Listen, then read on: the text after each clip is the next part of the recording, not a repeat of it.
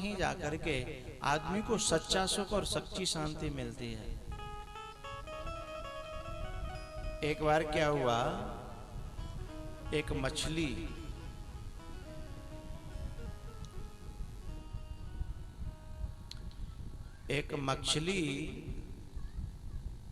सरोवर में थी। सरोवर में क्या, सागर में थी। रामायण में एक चौपाई है, सुखी मीना जहाँ नीर अगाधा,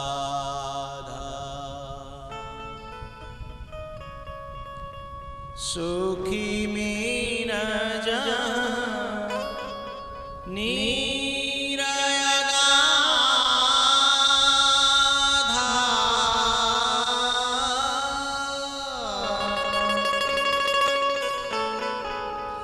जिमि हरि शरण न एक बाधा,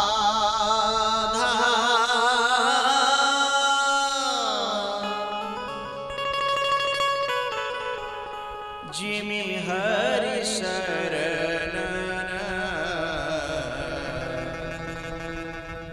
एक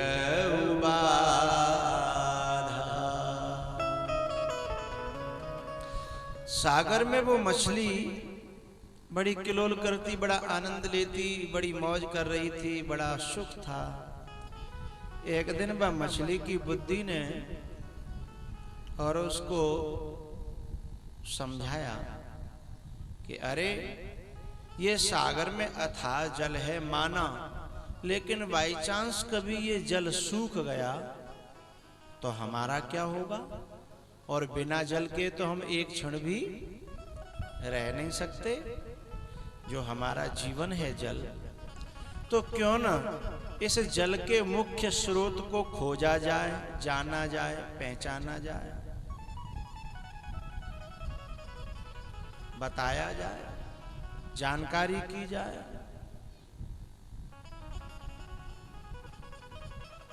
अब वो मछली जब सोचने लगी तो उसने सोचा कि ये कहाँ से आ रहा है जल, ये खोजा जाए।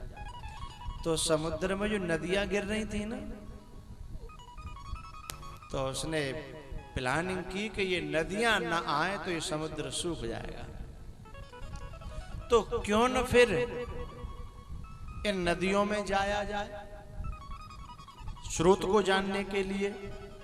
जहां से ये समुद्र में जल आ रहा है उस जगह को खोजना चाहिए, और वो मिल जाएगी तो फिर भय खत्म हो जाएगा।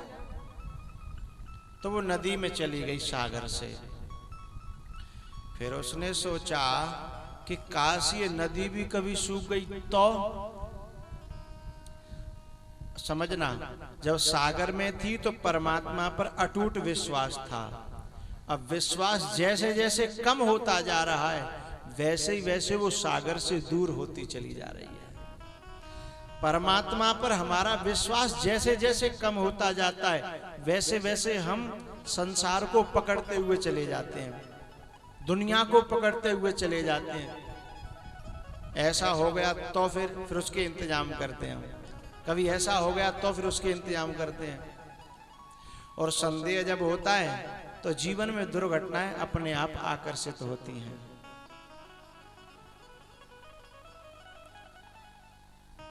तो नदी भी यदि सूख गई तो फिर हम कहां जाएंगे? तो बोले इसके आगे देखना चाहिए। नदी में जो पानी आ रहा था वो नाले से आ रहा था, नहर से आ रहा था, तो वो नहर में चली गई। उसने कहा ये भी सूख गई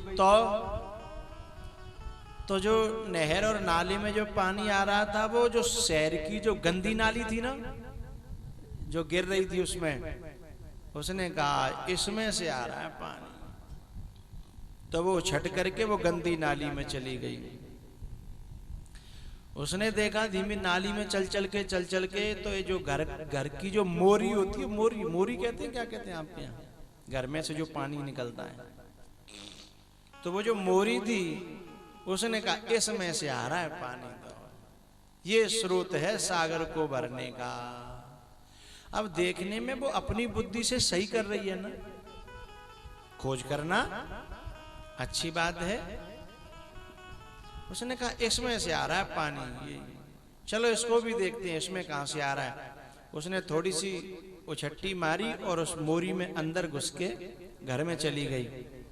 और घर में जो किचन में जो मोरी थी ना, ऊपर ठोटी से पानी गिर रहा था, ठोटी से पानी गिर रहा था। बोले ये है असली स्रोत। छोटा सा ठोटी का मुंह था।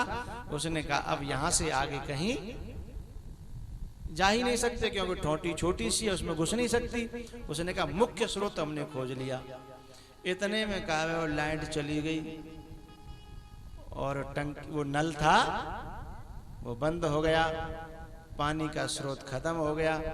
अच्छा, मछली चल भी सकती है तो पानी के सहारे, पानी न हो तो फिर वो चल भी नहीं सकती।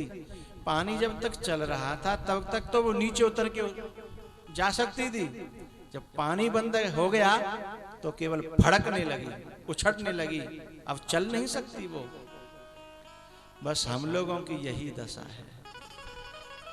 परमात्मा के और महात्माओं के विश्वास को छोड़ करके अपनी बुद्धि का प्रयोग करते हैं और अतः कृपा के सागर को छोड़ देते हैं और अपनी खोजों पर विश्वास करते हैं हम लोग। और हमें आखिरकार तड़फ तड़फ करके हमें मरना पड़ता है, क्योंकि संसार के जो स्रोत हैं वो जन नल हैं, जाने कब बंद है जाए, कौन से क्षण बंद है जाए। ये दुनिया के लोगों का सहयोग जन कब बदल जाए, कब छोड़ जाए, कब इनका मन बदल जाए, इनका तो कोई भरोसा। और हम इन्हीं पर भरोसा करते हैं और कृपा के अथाह सागर परमात्मा को हम छोड़ देते हैं। अरे परमात्मा कौन देखो पता नहीं, वो काल हमारी रक्षा करे करे न करे तो कम से कम दोस्त तो राखो 10 20 50 कजू बदमान संत संपर्क राखो, काम आएंगे, ऐसे कहते हैं ना लोग हैं। अरे सब काम आते हैं जिनकी जरूरत है, नेत अंत्य राखनी पड़ती है महाराज जी। वो तो कहते हैं महाराज जी नेत अंत्य राखनी पड़ती है, झूठ अंत्य राखनी पड़ती है। जाकर मतलब परमात्मा की तरफ से जितना जितना विश्वास कम होगा उतना उतना गुंडों पर विश्वास ज्यादा हो जाएगा। वो ठोटी है नल की, वो उनमें खुद का पानी नहीं है, वो भी पानी परमात्मा के यहाँ से ही कहीं न कहीं से आ रहा है। अब चाहे कोई समझे या न समझे।